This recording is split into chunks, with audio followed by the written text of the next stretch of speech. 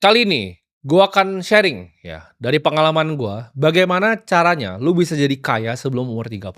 Kenapa gua bilang jadi kaya sebelum umur 30? Sedangkan banyak di luar sana bilang, "Sabar," ya kan. "Sabar aja nanti nikmatin kaya." Karena gue percaya, kaya di usia tua, itu scam menurut gua. Ibarat manusia kan rata-rata hidupnya banyak yang 70 tahun ya, kalau kalian cari rata-rata mungkin cewek 74, 75, cowok tuh 72, 71 banyak yang udah meninggal. Kita tarik rata-rata, karena manusia itu nggak hidup banyak sampai 100 tahun gitu, kecuali ke depannya ada bioteknologi dan lain-lain. Tapi kalau yang gue lihat dari datanya dan gue lihat diri gue sendiri, ya mungkin di 70-an gitu. Nah dari 70 ini, ya 20 pertama itu dipakai untuk sekolah, ya kan, sekolah, SMA, kuliah ya. Habis itu 45 tahun tuh kerja. Pensiun 5 tahun terus mati. Jadi lu bebas ya, pas udah tua ya, baru bisa travel 5 tahun terus mati. Itu bukanlah hidup yang gue mau. Ya jadi kalau ada orang yang bilang, "Oh tapi orang kaya yang ini yang udah tua ini bilangnya sabar, kaya nanti." Ya itu mereka aja, jangan gua. Gua nggak mau cuman bebas 5 tahun. Gue dari umur 22 tahun tuh udah bebas ya. Gue bisa beli supercar yang gue mau, gue punya rumah yang enak, gue tinggal di tempat tinggal yang bagus, ya gue bisa ajak orang tua gue keliling dunia. Karena semua orang tuh tahu, kekayaan sesungguhnya itu cuma waktu. Jadi orang kaya ya, yang tua yang ngomong gitu, cuman iri sama anak-anak muda seperti gua. Jadi di sini gue pengen ngajarin yang masih muda juga, yang belum 30, bahwa bisa loh, nggak harus nunggu tua, ya. Karena zaman sudah berubah, sudah ada yang namanya teknologi. Kalian jangan mau ditipu sama kata-kata seperti itu, kaya harus tua, jangan mau ditipu, ya. Karena waktu itu selalu lebih berharga dibanding uang. Itulah kenapa mereka yang ngomong seperti itu masih naiknya private jet. Karena mereka tahu waktu lebih mahal dari uang. Cara menang di hidup ini, itu yang pertama lo harus benerin tuh yang ada di dalam kepala lo, ya. Yang gue sebutnya mindset. Ini zaman dulu banyak influencer yang cemooh gue, ya. Influencer-influencer monyet gembel yang tadi bilang, "Oh, apa yang penting genset, ya kan, keset." Tapi mindset ini yang bisa bikin diri gue itu ada seperti sekarang. Jadi jangan mau diremehin kalau lu pengen belajar tentang mindset. Mereka yang cemooh soal mindset itu bahkan orang tuanya sendiri, ya. Lihat anaknya seperti pelawak kayak gitu di TikTok tuh malu punya anak seperti itu. Mindset yang pertama yang kalian harus punya, yaitu percaya ya, ini kan gue ngomong konteksnya dalam kaya ya. Lu percaya bahwa diri lu sendiri itu bisa kaya. Tapi ini gue paham banget, bakal banyak yang ngomong ke lu adalah orang yang halu, lu adalah orang yang delusional. Misalnya lu tinggal di desa gitu kan, naik motor. Tapi lu percaya di diri lu, di hati lu yang paling dalam, lu percaya ya, ketika lu lihat muka lu sendiri di kaca, lu percaya bahwa orang ini bisa kaya. Gue itu dari zaman masih miskin ya. Gue dari naik motor, gue dari beli mobil bekas Ford Fiesta, itu gue sudah percaya bahwa Timothy akan jadi seorang triliuner. Gue nggak tahu caranya gimana, gue nggak tahu apapun yang gue harus lakuin. Kalau disuruh nyapu tai setiap hari, ya sampai situ gue akan nyapu tai setiap hari. Gue nggak peduli caranya gimana, apapun itu gue akan lakukan. Tapi gue tahu, ya, gue belum tahu jalannya, gue belum bisa lihat jalannya, nggak ada yang ngajarin gue jalannya juga, tapi gue tahu ya, suatu saat sebelum gue masuk ke tanah, sebelum gue dikubur, gue akan jadi triliuner dan gue akan bermanfaat untuk orang banyak. Dan ketika gue nyampe itu, gue berjanji sama Tuhan yang di atas, gue berjanji akan bantuin semua orang bisa jadi kayak gue. Jadi itu yang gue tepati janjinya sekarang. Lu harus percaya dulu ya. Karena kalau lu tidak percaya sama diri lu sendiri, tidak ada yang akan yang percaya sama lu. Ya nggak apa-apa nanti lu dibilang delusional, lu dibilang halu, lu dibilang kebanyakan nonton konten ya, nggak membumi, biarkan semuanya itu. Kalau lu nggak benar-benar bilang bahwa diri lu bisa kaya, itu jalan di depan lu, pintunya itu tidak akan pernah terbuka. Dan lu jangan takut ya dikucilin sama teman-teman lu yang ngatain lu halu, karena dengan lu punya mindset seperti ini, lu akan ketemu dengan orang-orang yang punya mindset seperti ini juga. Gue senang ketika gue punya grup besar yang ada partnernya banyak, dan semuanya mindsetnya sama. Semuanya yakin mereka bisa jadi triliuner yang lebih kaya lagi. Dan ini seru banget. Ayo kita lomba yuk ke 30 triliun. Yuk. Siapa duluan nih? A, ya kan? B, C, D, siapa nih? Siapa yang duluan ke 30 triliun? Ayo kita lomba. Bahkan grup kita, itu namanya Road to 30 triliun loh. Nama grupnya Road to 30T. Jadi kita semua lomba ya, siapa duluan nih? Jadi ketika lu punya mindset pemenang, lu akan dikelilingi oleh pemenang-pemenang di dunia ini. Ketika mindset lu, ini halu, itu halu, kan ketemu yang halu, yang cuma ngopi, ngerokok, jadi sampah. Jadi monyet, jadi badut di TikTok. Ketika gue punya pemikiran seperti ini, ya gue seperti sekarang, akhirnya gue ketemu banyak orang yang punya pikiran yang sama. Dan jadi seru malah, kita jadi lomba rame-rame. Ini adalah satu momen yang gue inget banget ya di hidup gue. Jadi waktu itu ya itu gue bikin marketing agency ya, gue kerjain salah satu startup yang gue di mana gue di sana double job juga, gue jadi marketing eksekutif ya di startupnya. Videonya sempat viral waktu itu, seliweran di mana-mana. Itu gue waktu itu naik mobil Audi A4. Itu mobil yang menurut banyak orang mungkin udah oke untuk anak seumur gue ya, baru lulus SMA naik Audi ya kan. Gue waktu itu meeting ya di sama klien gue inget banget mallnya di Central Park. Jadi kalau di Central Park itu di depannya itu ada taman ya kan, ada taman. Nah, jadi kalau ada parkiran lobby ke depan sedikit itu ada taman. Itu gue waktu itu pengen parkir di situ, tapi mobil gue Audi. Gue nggak boleh parkir, jadi gue disuruh turun ke bawah ya kan. Yang ada muter itu baru parkir yang di atas dan gue jalannya agak jauh karena gue mau meeting di restoran yang ada di pinggir taman itu. Jadi gue harus kayak parkir ke atas, gue turun. Tapi pas di belakang mobil gue persis, itu gue inget banget ya, ini dulu ya, itu ada di belakang gue tuh ada Ferrari 458, itu warna merah. Warna merah, dia ngedim-ngedim gini mobil gue. Dia ngedim, maksudnya dia mau manggil orang security-nya. Mobilnya itu dikasih parkir di situ, dia turun, ini kalau gue nggak salah, mallnya baru buka jam 11-an. Dia dikasih turun di situ ya, dia bawa cewek juga, dia turun di situ terus dia jalan, langsung masuk.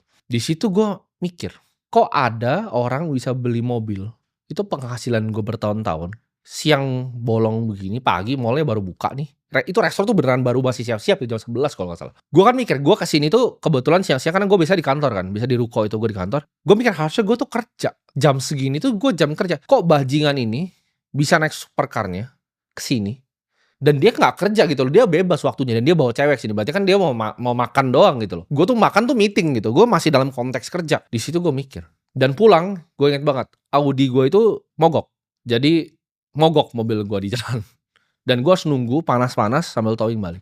Di situ bener-bener momen yang bikin gue mikir bahwa oke, ada game lain untuk gue main di dunia ini. Gue itu jadi kepikiran terus ya. Sejak hari itu gue kepikiran terus, gue jadi panas ya. Gue panas akan kondisi gue sendiri. Kalau kalian banyak yang lihat seperti itu, kalian cuma biasa aja, oh ya doa. Atau makin kalian katain, oh sombong banget nih orang. Gue tuh nggak pernah ngatain, gue cuma kok bisa ya bajingan ini.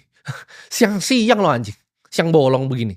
Dia malah asik makan sama ceweknya. Dan gue tahu di hati gue pasti suatu saat bisa jadi dia. Gue tuh kalau udah taruh pikiran gue ke satu hal, gue yakin gue pasti bisa lakukan. Apapun itu ya, olahraga apapun ya, game apapun yang di dunia ini, gue taruh otak gue yakin gue bisa. Jadi gue pikir situ, oke, gue yakin gue bisa. Seperti ini. Orang tuh kebanyakan udah akhirnya, oh rezeki diatur di atas. Enggak, kalau gue liat kayak begitu, ya dia tahu cara dapetin rezekinya, gue pengen bisa dapetin rezeki kayak dia. Gue panas setiap malam, gue pikir tuh gila anjing, dia bisa parkir kayak begini, gue nggak pernah, gue disuruh muter-muter tuh. Padahal saya gue ngerasa waktu itu mobil gue nggak jelek-jelek banget, ternyata ada mobil lebih bagus yang bisa parkir di situ. Gue pas mau parkir di situ dibilang ini cuma bisa sebentar di sini. Padahal sebenarnya di situ dia emang bisa parkir gitu, tapi karena mobil gue mungkin lebih jelek gitu. Ada Ferrari yang bagus yang warna merah di belakang. Makanya gue sampai sekarang setiap lihat 458 kesel gue. Mampus lu mobil murah lu, gue sama hati gue gitu. Seneng gue, ya karena dulu gue nggak boleh parkir karena mobil itu, gitu.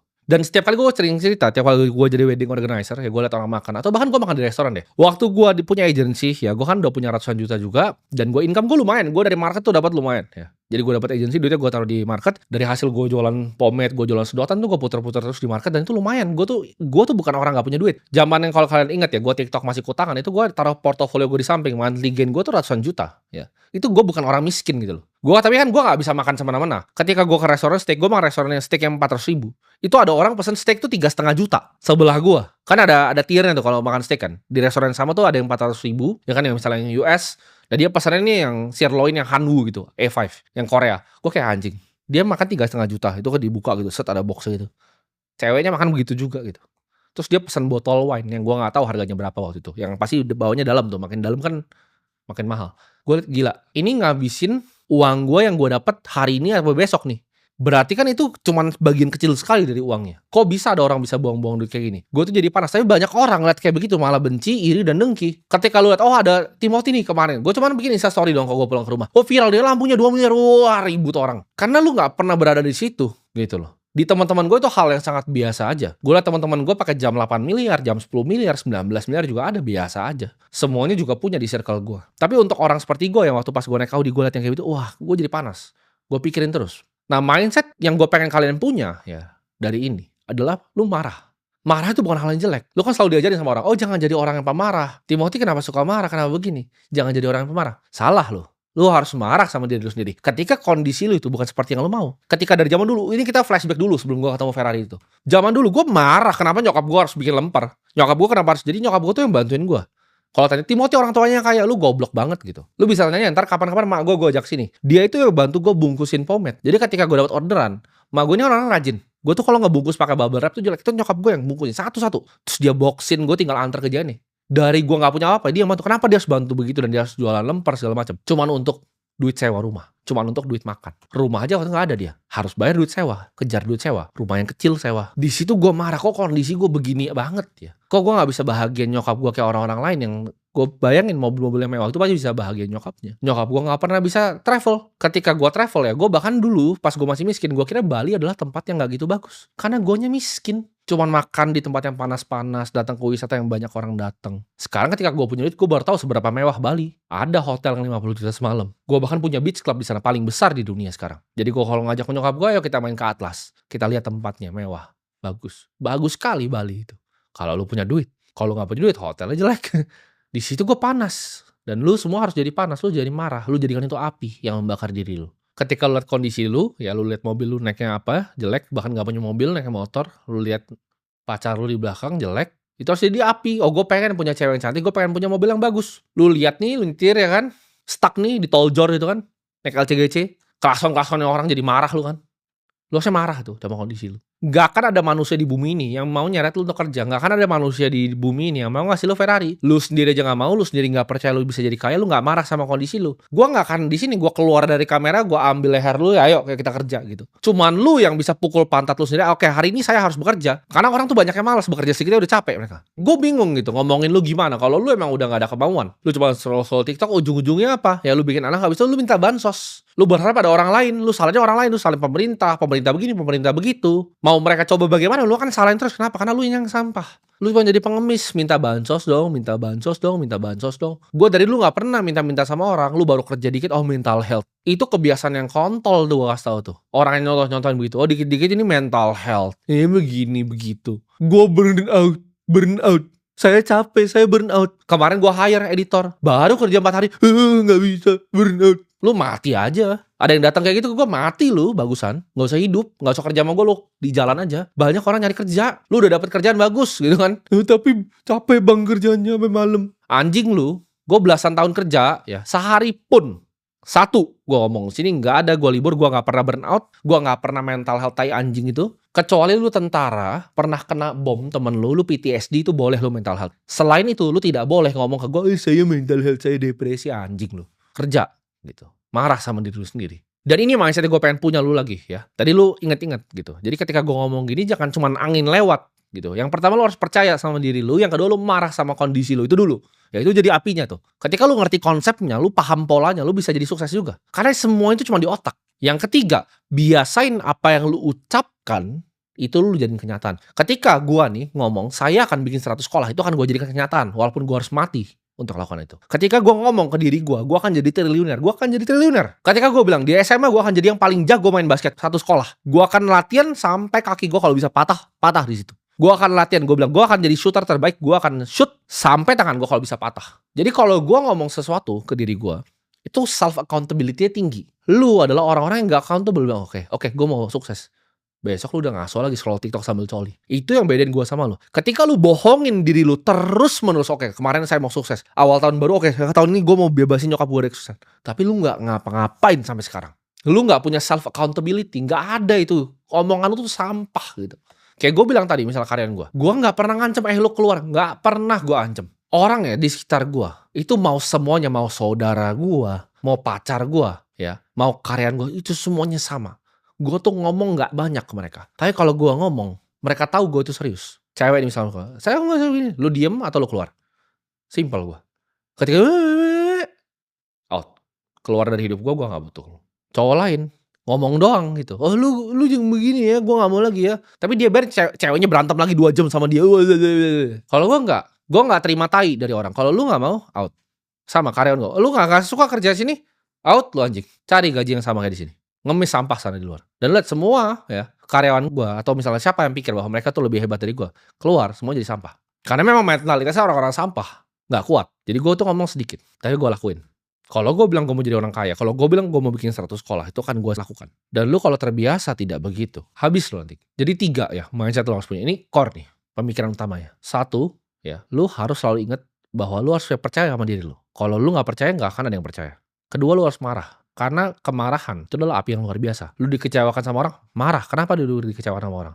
Lu ditolak sama cewek, marah sama diri lu sendiri. Kenapa lu jadi cowok yang bisa ditolak sama cewek? Jangan lu marah sama ceweknya kok dia tolak gua.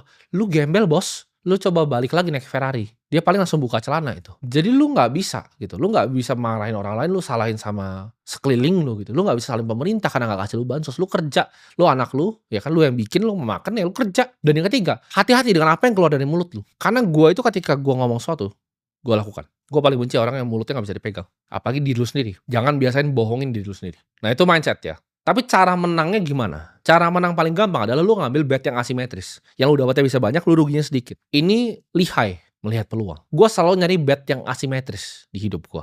Ketika gue bikin marketing agency, jangan sekarang gue ngomong bikin agency, sekarang anak-anak muda sekarang sok-sok mau ikut jadi gue. Oh gue bikin agency, agency itu bisnis mati. Kenapa? Karena AI akan gantiin lu semua ya. Jadi kalau ada anak muda, oh gue agency, tai anjing lu. Itu zaman-zaman bola mata di Facebook Ads masih murah. Sekarang lu mau beli bola mata di Instagram Ads, lu mampus lu. Lu pasti nggak bisa. Karena ini bet yang pas pada waktu itu. Kalau gua, zaman sekarang gua bikin marketing agency, pasti nggak bisa. Lu jadi harus cari peluang. Highlight peluang. Industri mana yang kira-kira gue bisa masuk yang betnya asimetris. Gue kasih contoh. Lu semua udah tahu, oke, artificial intelligence ini bakal gede. Lu nggak cukup pinter untuk coding gitu. Tapi apa nih yang lu bisa kerjain di industrinya? Gue kasih contoh nih. Buat semua yang mau dengerin, gue kasih contoh. Banyak perusahaan yang pengen implementasi AI. Contohnya, gimana caranya pindahin customer service jadi AI? Mereka mau integrasi perusahaannya ke AI. Nah ini bisa ada agency, bisa ada perantarnya. Bisa ada lu di tengah ini. Lu ketemuin antara customer dan solusinya apa. Dan lu jadi yang terbaik di sini, lu pasti jadi orang kaya. Jadi cari bet yang asimetris. Oh tapi gue nggak ngerti, lu udah orang miskin. Orang miskin tuh tidak berhak untuk skeptis. Karena kalau lu nggak berusaha, ngapain? Duit lu tuh udah nggak punya. Lu nggak ada ruginya, bet lu asimetris. Lu cuma punya satu ke 0 ya udah hilang. Tapi satu dengan lu berusaha tadi bisa ke 100. Ketika lu udah ketemu apapun, ya lu fokusin semua energi dan waktu lu di satu bidang itu. Fokus. Lihat peluangnya. Lihat jalannya. Dan lo harus bunuh ya rasa nyaman lu. Nggak ada santai-santai lagi. Seumur hidup lu, tiap lu bangun, lu berperang. Gue bangun semangat gue. Gue mau ngapain nih hari ini. Jadi jangan ketawa ya soal mindset. Karena semua yang gue punya sekarang itu karena yang pikiran gue. Karena lo bisa lihat, gue itu bukan tipe yang dendam sama orang terus habis itu ngerasa, oh sekarang gue udah di atas dia. Enggak. Balas dendam terbaik gue adalah jadi orang yang luar biasa sukses. Lu bayangin nggak? Orang yang ngata-ngatain gue dari dulu, sekarang mau kerja sama-sama gue ludahin mukanya. Hal paling menyedihkan dari orang yang disasosiasi dirinya sama gue dengan ngatain gue dan lain-lain adalah suatu saat gue lebih sukses lagi dan pasti lebih sukses lagi dari sekarang. Lu jadi sampah, lu gue tinggalin, jadi nothing. Lu cuma akan jadi sampah seperti serpihan sampah. Ini berlaku di semuanya di hidup gue. Karena hidup lu harus ingat, cuman lu yang bisa kontrol. Dan gue bilang tadi, balas dendam terbaik itu bukan lu sikat orangnya. Gue mau sikat orangnya sekarang gue bisa gue sikat. Tapi gue pilih untuk enggak. Kenapa? Gue cukup tenggelamin mereka dengan sukses gue lebih besar. Oh gue punya partner yang dulu anjing, gue gak perlu balas dia. Mau balas mah gue bisa balas. Tapi apa yang gue lakuin? Gue diam dan gue jadi 1000 kali lebih sukses. Itu yang akan bunuh orang lain secara perlahan. Dan semuanya akan ketinggalan di bawah kayak sampah jadi. Dan hal yang mereka nyesel adalah gak bisa berasosiasi lagi sama gue. Jadi semoga semua yang nonton ini ya, lu semua bisa sukses sebelum umur 30. Karena ingat, sukses muda itu lebih penting dibanding sukses tua. Ngapain sukses udah tua? Udah jenggotan lu, udah jadi kakek-kakek. Mau naik private jet aja udah pakai tongkat. Jangan mau ditipu sama orang-orang seperti itu. Karena mereka cuma iri. Gua tahu dari dalam hatinya mereka semua cuma iri sama gua. Jadi cari cara yang paling cepat, cari bet yang asimetris, cari industri terdepan. Lu cari celahnya kita deh. Itu gua kasih contoh satu. Lu bisa cari ada banyak, puluhan lain. Kesempatan selalu banyak. Bus tuh selalu ada. Lu tinggal mau ambil kesempatannya, langsung hantam ke dalam, investasilah di edukasi diri lu sendiri. Dan semoga yang nonton ini semua bisa sukses sebelum umur 30.